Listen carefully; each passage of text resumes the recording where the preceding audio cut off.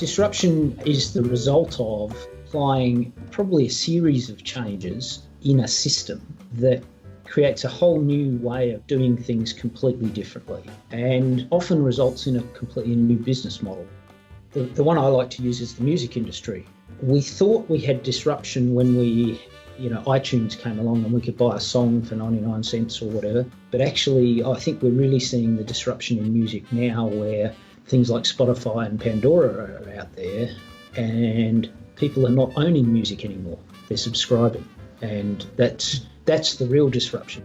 It's really interesting to see how the modern millennial generation, if you like, actually aren't that fazed by not owning their music. Whereas my generation, we grew up with vinyl and CDs and we had to own the music. You know, you have to let go of some of the paradigms that you've held dear for many years. And I think it sometimes takes generations to do that. How does that apply back to mining? Well, that's up to the imagination to some extent. Hi, my name is Ahmad. Hi, my name's Steve. And this is Exploration Radio, a podcast focusing on the past, present, and the future of mineral exploration. Welcome to another mini episode. We're still working with the theme of change. We heard from Hedley Widdop on why we have a cyclical industry, and from Bruce McDonald on why our industry is structured differently to the petroleum industry.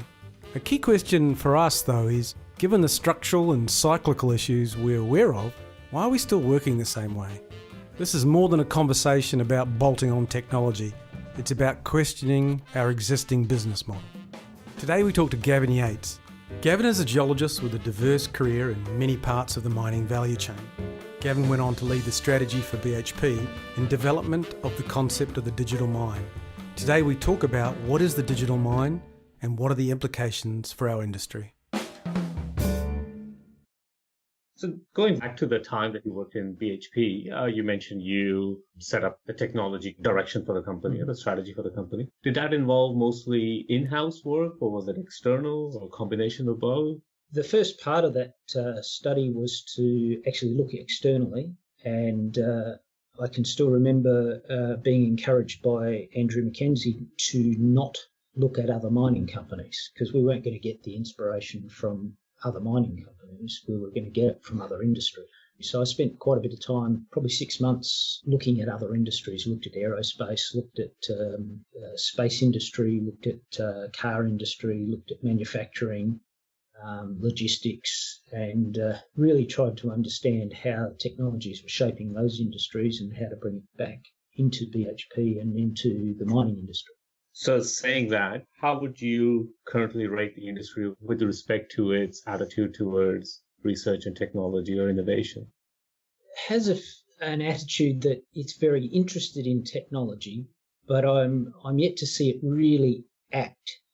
And there's been some studies recently that point to very few mining companies actually have in their overall strategy technology as part of that.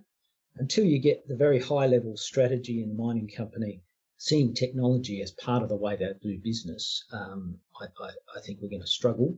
We're also seeing CEOs, and I think VCI did a state of play report last year that said things like the CEOs were aware that where technology could take them, but they wanted to take small steps and be very, very slow in their approach to it and measured, rather than taking the radical approach. And I think that sort of says it all. We're wanting to take small steps. We're very conservative, risk averse.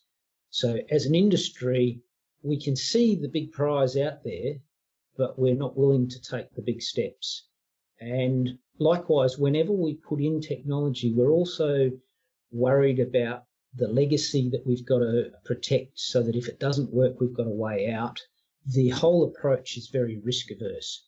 And the other thing I would say is the met sector is pushing a lot of point solutions onto mining. Mining companies don't have the big integrators like oil and gas. Those would be integrated with by a Schlumberger or a Halliburton or a Baker Hughes. In mining, we don't have those. So it's left to the mining companies to have to cobble together the integrated solution. I think that's one of the reasons why mining companies are very risk averse. They've also been burnt by previous experience so that they can see the value of innovation and where technology can take them, but they're being very cautious. Do you care to comment how we could get out of this conservative approach? Well, that's just not my opinion. That's the opinion of the CEOs of the mining industry themselves. So one of the key change agents will be CEOs that are less risk averse. The other piece is the mining industry needs to align itself a little more with a roadmap so that everyone knows where they're going. If you compare it with other industries, and if you look at the semiconductor industry, they've got an incredibly good roadmap. As an industry? Industry. Yeah. So everyone knows when the next chip's coming out.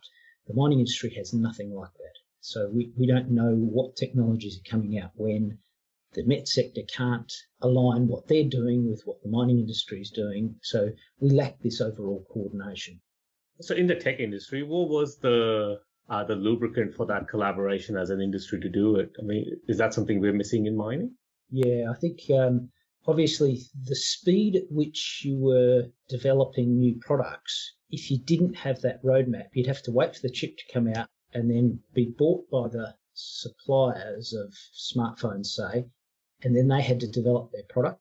The mining industry misses out in that speed of innovation, and it is incredibly slow in changing. And the reality is the core mining process really hasn't changed in more than 50 years. We still dig stuff up with shovels and put it in trucks. And yeah, that's right. We just got bigger shovels and bigger trucks. That's That's right. So let's talk about this talk that you did, which is called The Digital Mine of the Future. Yep. Do you want to describe what you mean by the digital mine of the future? Effectively, in mining, we have a situation where the ore body is in the ground. We can't change it. What we can change is what we know about it. If we know more about the ore body, we can be much more precise about how we exploit it. At the moment, when we dig a shovel full of dirt, we're working on the basis of, well, it was modelled from sparse drilling, but then we've blasted it and moved it and mixed it up. We really don't have a very precise idea of what that material is. I guess the digital mine starts to say, well, what can we do to actually understand this process much better, make sure that we know the right pieces of information at all the right decision-making steps.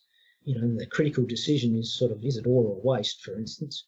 Make that as an informed decision rather than one based on a prediction that's pretty uncertain. This challenge that we now face with digital mining, where we need more and more information of the ore body, is that a consequence of the fact that we're now having declining grades? It certainly is. I guess we've got two things going against us. We've got rising costs just to move a tonne of material, but also we've got the structural consequence of ore bodies getting deeper, more difficult metallurgically, more difficult mining, ground conditions, whatever, and lower grade. Put all those together means that we've got to do better just to stand still. The industry, as you said before, just getting bigger and bigger trucks, we get seduced by bigger is better, and we forget the ore body. Peter McCarthy talks about this as the temptation of tonnage. The ore body's in the ground, and it has a shape and a distribution of grade that we can't alter. And if we just put bigger equipment over it, all we're doing is diluting it more. Yeah. And so getting back to understanding the ore body and tailoring the mining method to the distribution in the ground, and then preserving that rather than homogenising it and diluting it through the process is, I think, where we've got to go to offset the grade decline you talked about. I love the example that you gave about bigger is better, because I always argue surely better is better. Like finding better ore would actually be much better. So how do you think the mine of the future will be different than it is right now? Well, it depends how far you look ahead. I think we're seeing already, and there's lots of trials going out there where sensors are going into operations to try and understand more about the ore body and the ore as early in the process as possible. Because at the moment we dig the ore up and we take it through our processing plants and we try and perfectly separate it all at the end. whereas I think the future will be sequential separation of and beginning that separation process as close to the face as possible. So that'll be in the very foreseeable future. Further out, we'll get much more surgical in our extraction of the valuable material, ultimately to, I guess, the ultimate incarnation of that will be things like in situ leach, where you specifically target the metal and extract it and leave everything else behind. In the intervening period, I think we'll see autonomous equipment that's sized to the ore body, because at the moment we size equipment because we've got to have a person on it. In an autonomous world, that concept goes out the window. We should be coming up with the size of equipment that adequately targets the ore body that we're dealing with. So do you think this path that we're going to take down technology, is it going to be largely an economically driven one, or is it going to be a socially, environmentally driven one? Ultimately, the first driver will be economics. All of these will have to have a business case, and will have a very strong business case that will drive the mining companies to adopt them. The beauty of some of these technology advances is that they also deal with some of those other aspects like the social license to operate and environmental issues. Because if you're more selective, you have lower waste, use lower energy, use less water. All of those make you more socially acceptable than existing operations. So I think it's a double whammy, but the fundamental decision that a mining company will make will be on economics. So how will this digital revolution affect, say, other parts of the mining industry, say service providers, thinking outside of just direct mining companies? Yeah. So we're already seeing that a little bit. Some examples would be drilling companies, and some of the drilling companies and drilling service providers already starting to move down the track of, instead of drilling holes in the ground and handing over core samples to the mining companies, they're actually collecting the data and they're providing the data to the mining companies. We're seeing downhole or near hole assaying. We're seeing all sorts of other geophysics and hyperspectral scanning, etc., available. That will be ultimately packaged up and provided to mining companies as data as a service, which is a completely different business model to what we have today. And then blasting companies, for instance. Today, blasting companies effectively sell explosives to the mines. Some of them also sell a service where they charge those holes. I think down the track, you'll see blasting companies selling fragmentation. Okay. Taking on some risk around secondary breakage and things like that, but they will sell fragmentation, and the mining companies will then dial up the fragmentation they want to give them the selectivity they need for their processing, etc. So fragmentation will be seen as part of the comminution process, not part of the mining process. Do you think that people in the mining industry will have to acquire new skills? You look at a geologist's career in the mining industry, the first thing they do is they go and log core for several years. They won't be doing that anymore. They will be instead confronted with huge multivariate data they then have to make sense of. So, yeah, they're going to need a lot different skills. If I was doing geology now, I'd be doing a second major in data analytics.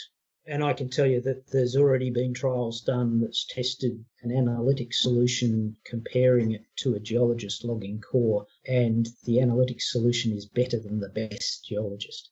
I think the other piece that the mining industry has to tackle is breaking down the silos. So if you look at mining now, and particularly you're seeing it with remote operating centres where they're throwing all of the operators in one area, you're seeing geologists, mining engineers, metallurgists, processing specialists all operating together as teams. Now you'll see that broaden out to data analytics, data scientists in there as well. Core competencies will have to include data science and data analytics as well as software, because it will have to be embedded back into the control systems. So one of the questions I had is there is often this talk about that we're going to move to real-time data acquisition. Do you think we have a good handle on what data we want? Well, if I look at the mining sector at the moment, I think there's where we've got a lot of data about how our equipment operates. We've got almost no data about the rock in that process. So the example I tend to use for this is your CAT truck's got 200 odd sensors streaming back data to the fleet management system. We can tell you the exhaust temperature, the oil pressure, the tyre pressures, you name it. We can tell you about how that truck's operating, but we can't tell you anything about what it's carrying. Maybe weight. Certainly that's not going to help you with your key decision in operating that truck is when it gets to the top of the pit, does it turn left to go to the waste dump or right to go to the process plant or crusher? That is the most critical decision, yet we don't inform that with any information. So, and in fact, we rely on it based on a prediction made out of the ore body model, and if we're lucky, maybe some blast hole information, which is very poor as well. So I think there is a problem with an oversupply of irrelevant but maybe interesting distraction data and an undersupply of the critical data we need to run the operation. My view is we've been led astray by KPIs. KPIs have been driving the silos to do better, which is actually making the whole go much worse. Yeah, that's and I think that's a really good point. Basically, both departments kind of rob Peter to pay Paul along the way, really.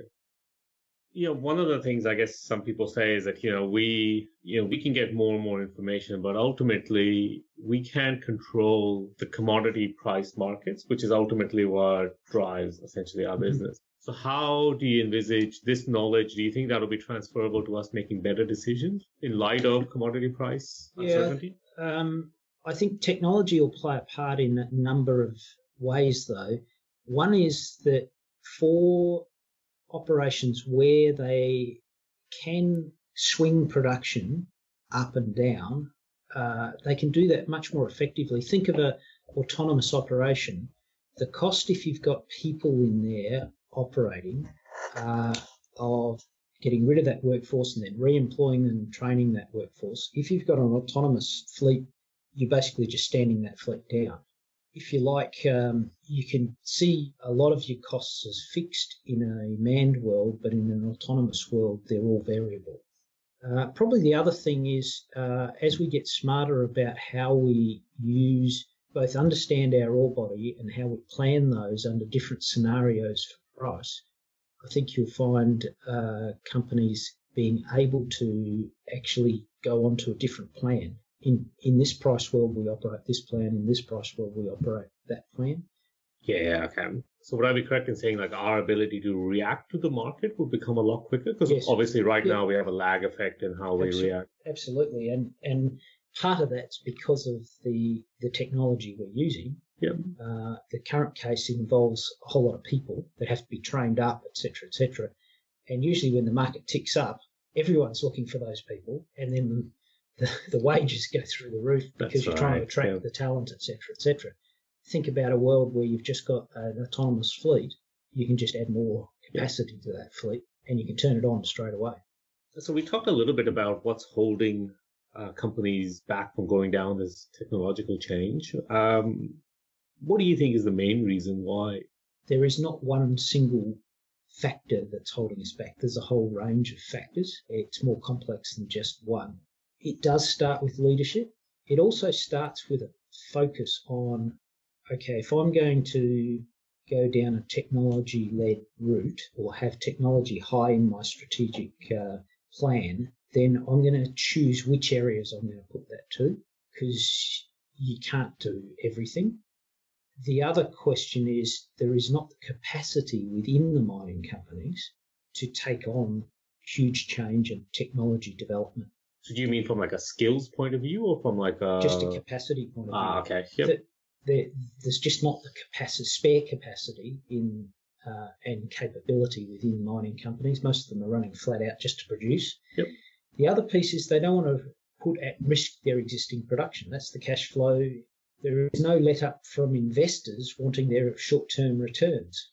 So you still want to produce the ton of dirt that's going to make you the money for this year's budget, whilst you're inventing a new way of doing something for next year. And I think there it relies on some quite different changes of approach, both in the supplier sector, and we talked before about having integrators and things like that, But the mining industry isn't making that easy because of the way it purchases from the met sector. So the mining industry are very, very good at commoditizing. If you're a vendor with some novel piece of innovation, the first thing the mining companies will do is try and commoditize it. So they will put you to their central procurement and it'll be out for tender. Those central procurement people are KPI'd again, we come back to KPIs, on cost, not value. In the end, the one they choose will be the cheapest cost. And the lowest cost tender approach doesn't actually lead to good innovation. So we're stuck in this world where we've developed a very efficient drive to manage costs through commoditization and central procurement, but it actually doesn't lead to innovation. And so there's got to be ways around that process to enable innovation to occur. So there are obviously companies that are trialing these new methods, new technologies. Is there a reason why we're not seeing that kind of transitional change? Is it because it's too small scale, too disintegrated? I would say we're trialing the components. We're not trialing the system.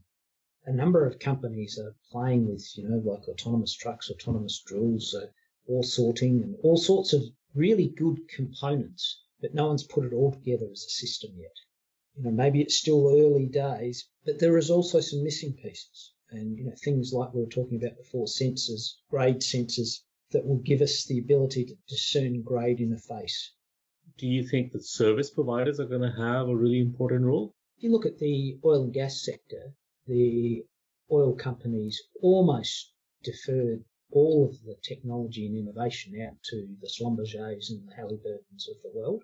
And they became very good at integrating those in such a way that they could deploy them very quickly for the oil and gas companies.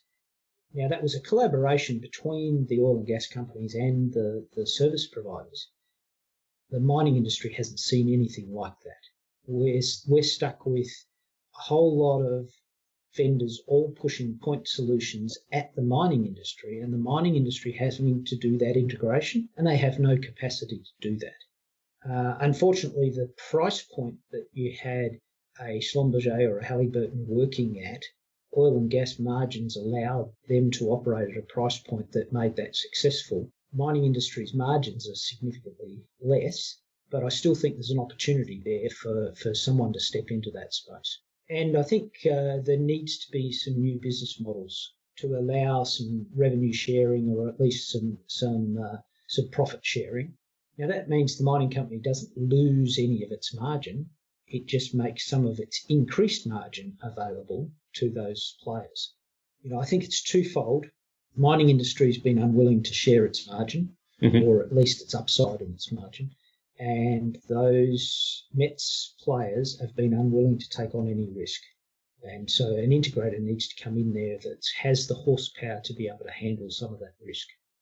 Do you think this acceptance of technology is going to be a disruption, or do you think it's going to be an innovation? Like, are we just going to change the way we're going to do, or are we going to fundamentally recreate the way we're going to do?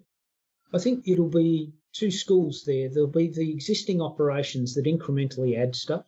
And we're seeing that across the Pilbara with automations being added and remote operating centres, and they're vastly different now to what they were 10 years ago. There will also be the opportunity for new mines coming out with a blank sheet of paper who actually say, okay, we're going to build this with no people underground or no people in the mine, and just do it differently.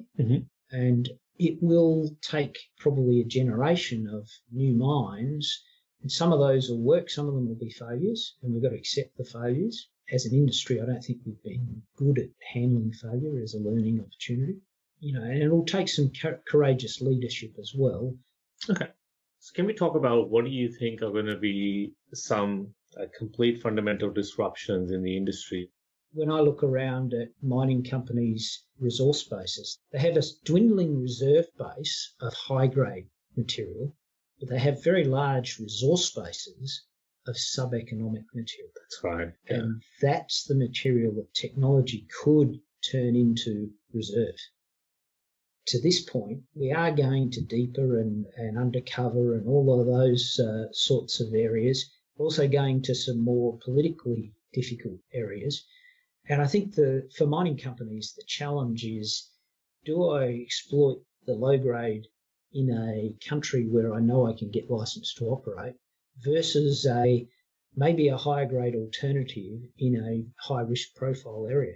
Now, technology plays in both those camps. Technology can play into reducing the risk in those countries by not putting as many people on site and being able to operate them remotely, etc.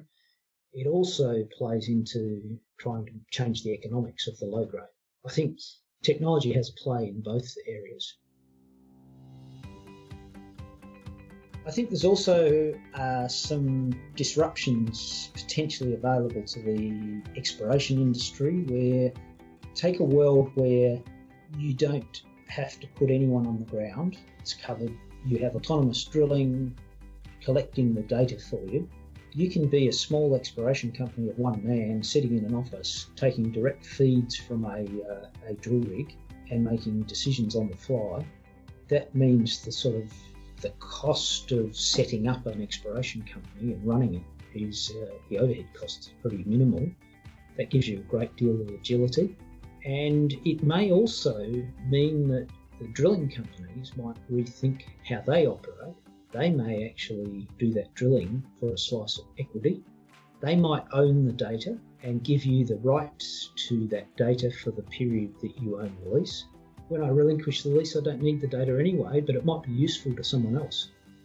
But it's the same sort of argument that we were talking about with music. The millennials don't actually mind not owning the music, as long as they can play it when they want to play it. That's right. This episode was part 2 of our look at innovation and disruption in mining. Gavin provided us the big company perspective and what the future might look like if mining was disrupted. And the source of that disruption is probably going to be digitalization. So think about how your job would change if a lot of the things you do today were digitalized. His example of the music industry is probably pretty appropriate. So if we value access over ownership, why are we still hanging on to business models and ways of doing things that are probably going to be defunct very soon?